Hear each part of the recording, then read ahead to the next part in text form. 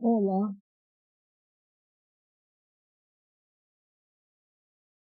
parabéns a você que veio, porque hoje está uma noite fria. Essa semana, por ter esfriado, muita gente ficou gripada, inclusive eu. Então, vou pedir a sua paciência um pouco maior para com a minha voz hoje. Eu espero melhorar durante a fala, mas se falhar, perdoe. O texto de hoje é Josué capítulo 10. Um texto novo, diferente, quase a gente não ouve falar, mas é um texto que está na palavra de Deus e deve servir para a nossa reflexão como cristãos no mundo de hoje. Josué capítulo 10, eu vou ler a partir do versículo 1 até o versículo 15.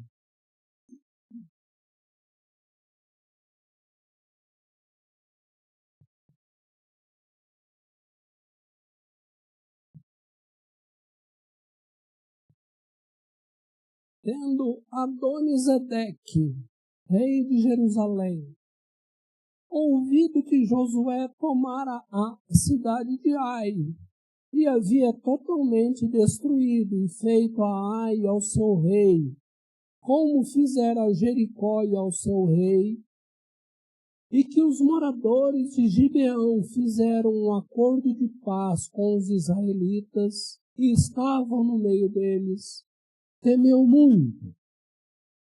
Porque Gibeão era cidade grande, como uma das cidades reais, e ainda maior do que a cidade de Ai. E todos os seus homens eram valentes. Pelo que Adonisedeque, rei de Jerusalém, enviou mensageiros a Roão, rei de Hebrom,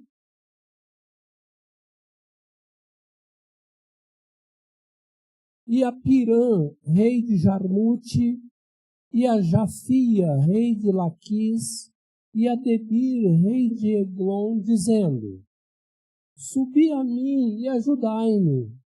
Firamos Gibeão, porquanto fez paz com Josué e com os filhos de Israel. Então se ajuntaram e subiram 5 reis dos amorreus: o rei de Jerusalém, o rei de Hebrom, o rei de Jarmute, o rei de Laquis e o rei de Eglon, eles e todas as suas tropas, e se acamparam junto a Gibeão e pelejaram contra ela. Os homens de Gibeão mandaram dizer a Josué no arraial de Gilgal: Não retires as mãos dos teus servos, sobe apressadamente a nós e livra-nos e ajuda-nos, pois todos os reis dos amorreus que habitam nas montanhas se ajuntaram contra nós. Então subiu Josué de Gilgal, ele e toda a gente da terra, com ele todos os valentes. Disse o Senhor a Josué: Não os temais, não os temas, porque nas tuas mãos os entreguei. Nenhum deles te poderá resistir. Josué lhe sobreveio de repente, porque toda a noite veio subindo desde Gilgal. O Senhor os conturbou diante de Israel e os feriu com grande matança em Gibeão. E os foi perseguindo pelo caminho que sobe a Bet-Horon e os derrotou até Azeca e Maquedá. Sucedeu que, fugindo eles e diante de Israel, a descida de Bet-Horon, fez o Senhor cair do céu sobre eles grandes pedras, como até Azeca, e morreram. Mas foram os que morreram pela chuva de pedra mais do que os mortos à espada pelos filhos de Israel. Então Josué falou ao Senhor, no dia em que o Senhor entregou os amorreus nas mãos dos filhos de Israel, e disse na presença dos israelitas: Sol, detente em Gibeão, e tu, lua, no vale de Aijalon. E o sol se deteve e a lua parou, até que o povo se vingou de seus inimigos. Não está isso escrito no livro dos justos? O sol, pois, se deteve no meio do céu e não se apressou a pôr-se por quase um dia inteiro. Não houve dia semelhante a esse, nem antes nem depois dele. Tendo o Senhor, assim, atendido à voz de um homem, porque o Senhor pelejava por Israel. Voltou Josué e todo Israel com ele ao arraial, a Gilgal.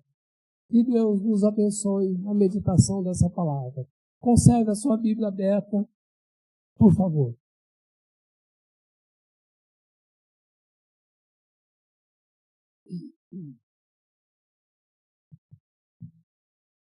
O cristão tem uma visão diferente do mundo.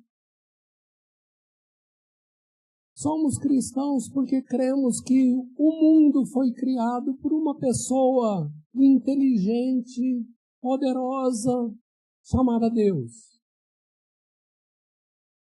E que no meio dessa história o ser humano pecou, caiu e vive dando cabeçadas pela vida fora. Mas aí o Criador, amando as suas criaturas, envia o seu próprio Filho no meio dessa história para fazer um sacrifício numa cruz no lugar de cada um que resolver seguir a Jesus, para ter os seus pecados perdoados e a certeza de viver eternamente na sua presença. E nós estamos nesse tempo, o tempo do anúncio do Evangelho. Hoje é culto missionário e a gente pensa na missão. Missão nossa, missão da igreja, missão de todos os cristãos. E mais, a gente crê que o mundo não caminha para um fim de destruição. O mundo caminha para um final do mal, com a volta de Jesus, para restaurar toda a sua criação e colocar todos os seus juntos para vivermos uma vida na presença dele eternamente, sem a presença do mal e dos maus.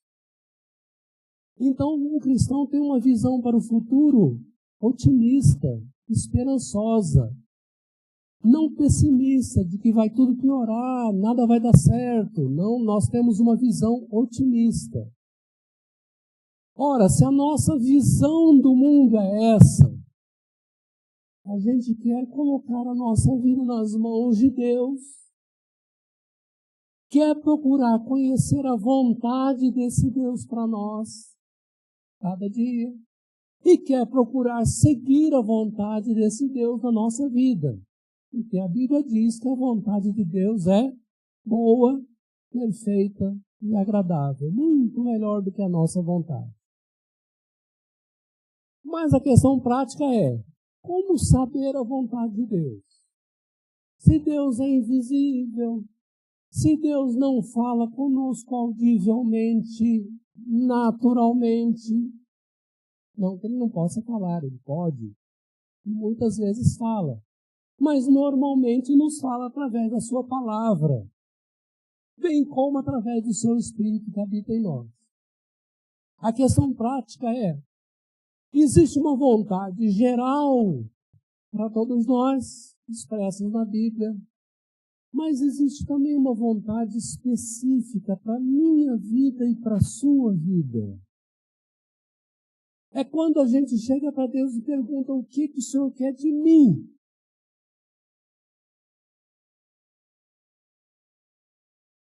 Que profissão eu vou seguir? Com quem eu vou me casar? Vou ter filhos ou não?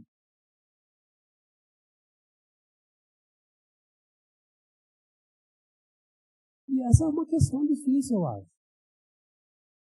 Porque Deus não manda bilhetinho lá de cima.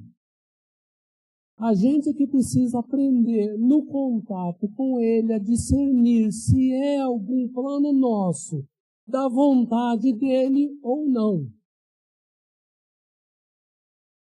Eu penso em duas coisas básicas que acontecem assim. Eu penso que quando a gente tem um plano, e é da vontade de Deus específica para nós, aquele plano vai dar certo. Porque aquele plano vai contar com a bênção de Deus e vai ser bem sucedido. Então, se a gente tiver num plano que está dando tudo errado, a gente precisa repensar. Talvez aquele plano, aquele caminho não seja da vontade de Deus. Mas existe uma outra maneira mais forte ainda. Quando a gente não tem certeza e vai tateando e vai fazendo e Deus intervém de alguma forma. Olha, se Deus intervém, é uma prova maior de que aquilo realmente é a vontade de Deus para nós. Porque Deus mostrou claramente. O que isso tem a ver com o texto que nós acabamos de ler?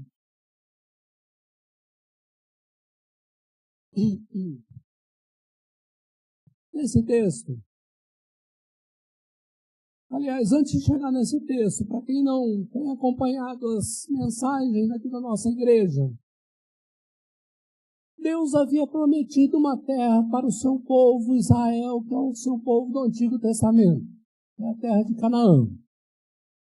E essa promessa foi bem lá atrás, mas chegou um momento que ela foi ser cumprida. E essa terra prometida é Canaã. E o líder que Deus usou para conquistar essa terra foi Josué. Pois bem, Josué está com o povo diante de Canaã. Mas Canaã já era habitada por vários outros povos, todos idólatras. E aí esses povos vão sendo vencidos e retirados para que Israel habite ali. Tá. Aí o povo de Israel venceu a cidade de Jericó, depois venceu a cidade de Ai, e na última vez que nós tratamos desse assunto, o povo de Israel cai num golpe dos gibeonitas, que era um povo dali daquela região, que usou de uma mentira para fazer um acordo com o povo de Israel, para que eles não fossem destruídos, mas permanecessem ali. E o povo de Israel, sem consultar a Deus e sem pensar bastante, caiu nesse golpe e fez uma aliança. Uma vez feita a aliança, está feita. Agora eles têm que cumprir essa aliança de não destruir aquele povo. Mas fizeram deles servos e ficaram lá. Chegamos no capítulo 10. Capítulo 10, 5 reis daquela região ficaram com uma certa inveja, um certo ciúme dos gibeonitas, porque eles fizeram um acordo de paz com o povo de Israel e começaram a guerrear contra os gibeonitas. Fizeram uma associação entre eles, reuniram todos esses povos e foram lá brigar com os gibeonitas. O que os gibeonitas fizeram? Pediram ajuda para Josué e o povo. É aquilo que a gente deve fazer quando está passando um aperto e tem alguém em quem a gente confia, alguém que vai nos ajudar, a gente deve correr e pedir ajuda para alguém. Pois bem, os gibeonitas pediram ajuda para Josué e Josué e o seu povo foram lá defender os gibeonitas contra os 5 reis. E aí conta a história até o versículo 15, que Josué teve vitória, Josué e os gibeonitas tiveram vitória contra os 5 reis, e aquelas 5 cidades foram conquistadas e o avanço do povo de Deus na terra de Canaã se deu. E aqui não apenas a vitória foi uma confirmação da vontade de Deus para Josué e o seu povo, mas também houve 2 intervenções de Deus ali que provaram que de fato esta era a vontade de Deus para Josué e o povo de Israel. Não sei se vocês perceberam aí, mas Deus se manifestou fora do normal, fora do natural, de uma forma sobrenatural, para que Josué e o seu povo tivessem vitória contra esses 5 reis dos amorreus. Vamos ver quais foram essas intervenções de Deus na conquista de Canaã, a primeira está ali no versículo 11, que foi uma chuva de pedras que Deus providenciou. Vou ler de novo. Sucedeu que, fugindo eles diante de Israel, a descida de Bet-Horon, fez o Senhor cair do céu sobre eles grandes pedras até a Zeca e morreram. Mais foram os que morreram pela chuva de pedra dos que os mortos à espada pelos filhos de Israel. Não foi um acontecimento extraordinário? Parece que não estava chovendo, tinha uma guerra normal, de repente aparece uma chuva de pedra tão grande que é capaz de matar as pessoas que estão fugindo. O que é isso? É Deus agindo usando a natureza. Aí a gente volta na nossa fé. Se nós cremos que Deus é o Criador de toda a natureza, Deus também tem o poder sobre toda a natureza. Ele pode fazer e desfazer do jeito que Ele quiser. E aqui Ele manifesta esse sinal extraordinário, mandando chuva de pedras, para que aquela batalha fosse vencida por Josué e os filhos de Israel. Creio que Josué não teve nenhuma dúvida de que aquilo que ele estava fazendo era o que era para ser feito, que era da vontade de Deus e que a prova estava ali, nesse acontecimento extraordinário. Tem alguma coisa na nossa vida que a gente pode falar que também foi um acontecimento extraordinário de Deus para nós? Que a gente sozinho poderia falar assim, eu não dou conta disso. Mas de repente Deus de alguma forma agiu, interagiu e aquilo deu certo. Aí a gente pode ter a certeza que de fato aquilo era da vontade de Deus, que a gente estava no caminho certo. Porque Deus confirmou aquele plano. Não foi só uma coisa da nossa cabeça, mas Deus estava ali presente e confirmou aquele plano com o seu poder maravilhoso. Aí eu me lembro, por exemplo, de Lucas capítulo 8, quando Jesus está lá no barquinho com os seus apóstolos, no treinamento dos seus apóstolos, se revelando a eles, e agora nós estamos na nova aliança, mas os seus apóstolos não conheciam Jesus direito, assim como nós também não conhecemos muito pouco, e de repente vem uma tempestade. E eles ficam atordoados e com medo e certamente orando e com medo de morrer, do barco virar e todo mundo morrer, e chega para Jesus, Jesus está dormindo. Acordam a Jesus e Jesus vai lá e fala assim, acalma-te, emudece. E a tempestade fez isso.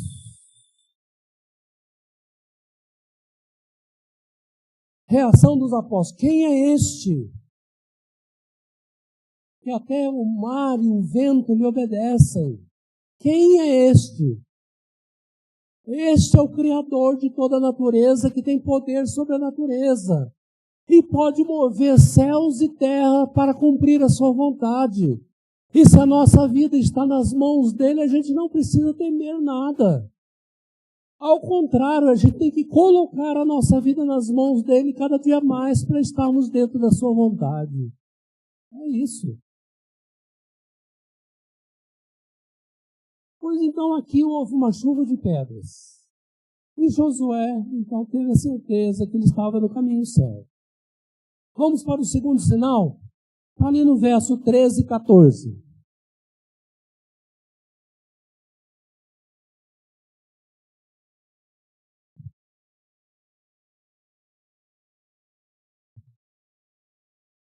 Vou ler de novo. E o sol se deteve. Aliás, vou ler o 12 também. Então Josué falou ao Senhor no dia em que o Senhor entregou os amorreus nas mãos dos filhos de Israel. E disse na presença dos israelitas, Sol, detente em Gibeão, e tu lua no vale de Ajalon. E o sol se deteve, a lua parou, até que o povo se vingou dos seus inimigos. Não está isso escrito no livro dos justos? O sol, pois, se deteve no meio do céu, e não se apressou a pôr-se por quase um dia inteiro. E houve a vitória de Israel contra aquelas pessoas. Segundo evento extraordinário, segunda intervenção de Deus na conquista de Canaã.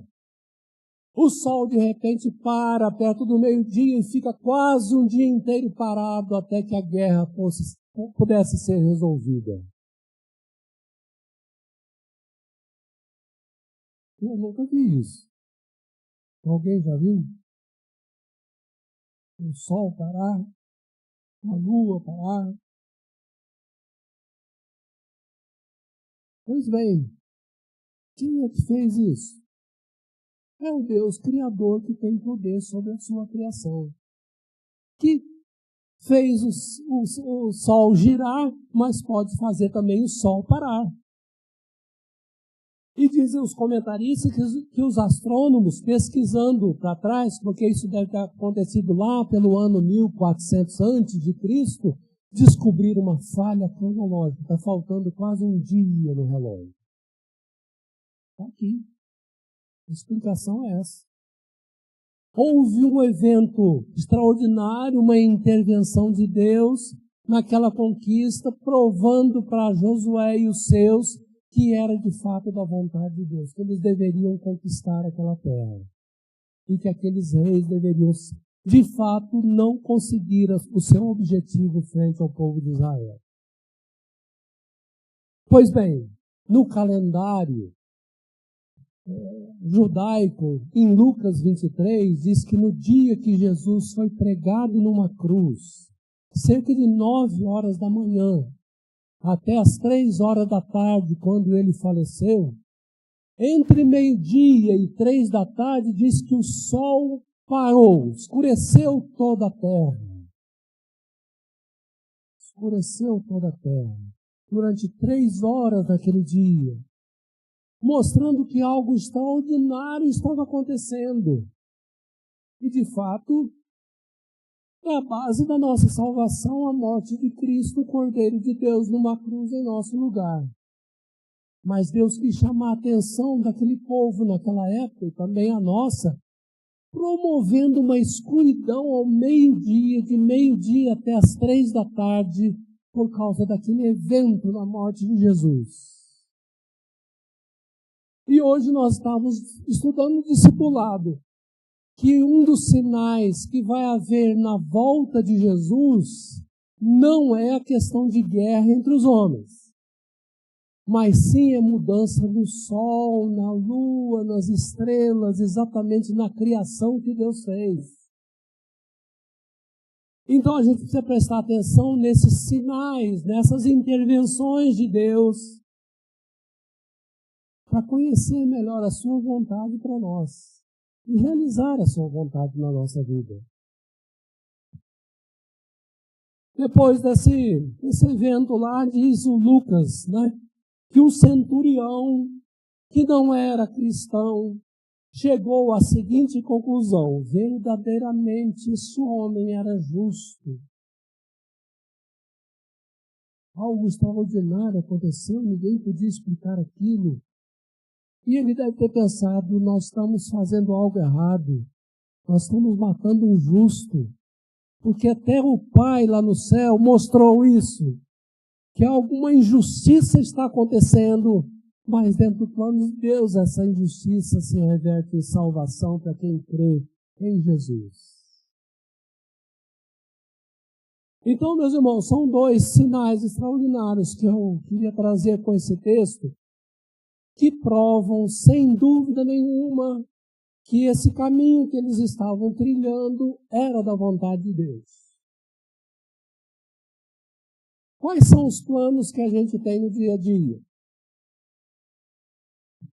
A gente tem procurado relembrar aqui por várias vezes que nós podemos e devemos ter planos na nossa vida. Mas devemos consultar a Deus antes se aquilo é da vontade dele para a nossa vida. Porque se for, Deus vai nos abençoar e vai dar tudo certo. Se não for, vai dar tudo errado. É verdade que às vezes Deus faz dar tudo errado para cumprir a vontade dele. Mas isso é mais uma exceção do que a regra. Pela regra, quando é alguma coisa da vontade de Deus, as coisas dão certo. Porque Deus abençoa, Deus está ali junto com a gente. As coisas vão dando certo. Mas se a gente estiver trilhando um caminho que está dando tudo errado, é hora da gente repensar a nossa vida. É hora de repensar os nossos planos. É hora de voltar para Deus e perguntar: Senhor, é isso mesmo? Se não for, mostra-me. Mostra-me. Eu não digo que isso é uma luta fácil, mas é uma luta que a gente precisa ter. Para a gente discernir a vontade de Deus específica para nós, estar caminhando dentro da vontade de Deus. Quero terminar pedindo licença para contar uma experiência pessoal que pode ajudar você também nas suas lutas em favor da vontade de Deus. Quando eu tinha 18 anos, eu não sabia que faculdade fazer. Como eu acho que é comum um jovem de 18 anos não ter certeza do que vai fazer. Pode até ter, mas não é comum. É comum. E como meu pai tinha comprado uma farmácia para os filhos trabalharem, e nós somos em 6 irmãos, eu sou o mais velho, e nós estávamos trabalhando na farmácia, tínhamos que pagar o farmacêutico para ser o responsável. Eu pensei, vou fazer farmácia. Orei, fui fazer vestibular, não passei no primeiro, passei no segundo, fiz faculdade de farmácia em Vitória. A farmácia era em Cachoeiro de Itapemirim. Pois é, final de 79, começo de 80, eu volto para Cachoeiro, para a casa dos meus pais, e vou ser responsável pela farmácia. Dispensamos outro farmacêutico, fiquei responsável pela farmácia. Ao mesmo tempo, fui dar aula num curso de ensino médio. E também fui tendo uma experiência numa igrejinha nova que nós estávamos criando lá em Cachoeiro, no bairro do Paraíso. 3, 4 famílias começando uma igreja lá e nós participando desse projeto. Aí eu fiquei 3 anos lá, 80 até o final de 82. E foi acontecendo o seguinte, eu fui me apaixonando pelo trabalho da igreja e fui me desapaixonando pelo trabalho da farmácia. E eu entrei em crise, Senhor, mas agora eu já estou formado. Será que eu vou ter que mudar tudo? E orei muitas vezes e fiquei com muita dúvida e perguntando para o céu o que eu devia fazer e tal. E nenhum anjo apareceu na minha vida. Quer dizer, não veio nenhum bilhetinho lá de cima. Eu falei, agora o que eu vou fazer? Aí chegou um ponto que eu orei assim, Senhor, eu acho que eu vou sair daqui e vou fazer, o meu plano é esse, sair daqui e fazer teologia para ser pastor, para me preparar melhor para o trabalho da igreja, porque eu estou gostando muito desse trabalho, mais do que o trabalho de farmácia. Para eu saber se é da tua vontade, se não for, fecha todas as portas que eu vou entender. Vou entender. Mas se for, abre todas as portas que eu também vou entender. E tinha várias etapas. Primeiro a gente vai ao conselho, faz um exame, aí fui ao conselho e fui aprovado no exame. Primeira porta aberta.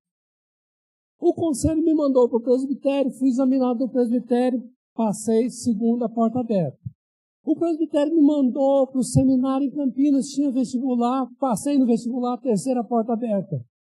Fiz faculdade de teologia mais 4 anos, de 83 a 86. Quando eu terminei, já estava com quase 30 anos. Aí fui convidado para ir para Camboriú trabalhar lá. Com um professor meu. Fui trabalhar lá, fiquei lá durante 3 anos. Tudo de 3 em 3, né? Mais 3 anos, fui ordenado lá. E quando chegou ao final dos 3 anos, veio o convite para vir para cá. E aí outra dúvida, eu devo vir para cá ou não?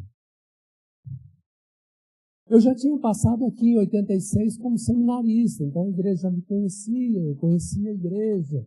Mas veio o convite, só que eu era da IPB, eu tinha que mudar de denominação.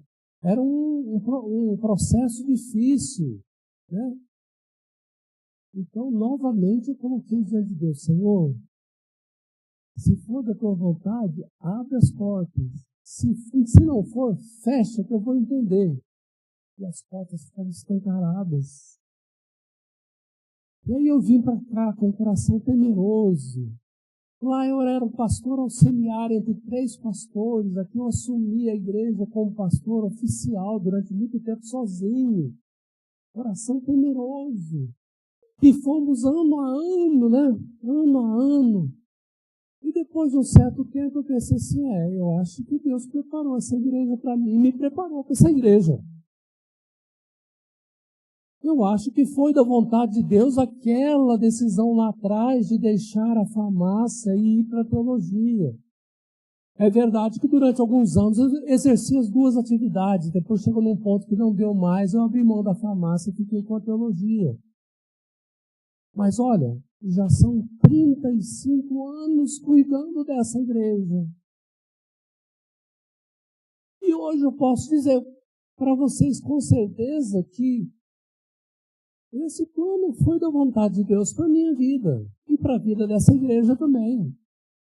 Porque se não fosse, as bênçãos não teriam acontecido, as conquistas não teriam acontecido, os avanços não teriam acontecido. Então, para mim, a soma disso tudo mostra, foi uma decisão conforme a vontade de Deus. As batalhas foram sendo vencidas pela presença de Deus e pela bênção de Deus. E eu quero que você leve essa mensagem para a sua vida, para que cada um de nós, quando tivermos um plano, coloquemos isso diante de Deus para perguntar se é a vontade dele ou não. Se ele for orientando para que seja, vai ser bem sucedido, vai dar certo. E a gente vai ter certeza que era a vontade de Deus. Se as coisas não derem certo, dê graças a Deus também, porque não era da vontade de Deus, era um caminho que a gente não deveria trilhar. Porque Ele quer conduzir a nossa vida. Então eu desejo que Deus nos abençoe para que a gente possa conhecer cada dia melhor a sua vontade e cumprir a sua vontade na nossa vida. Para a alegria nossa, para a bênção na nossa vida e para a glória de Deus. Amém.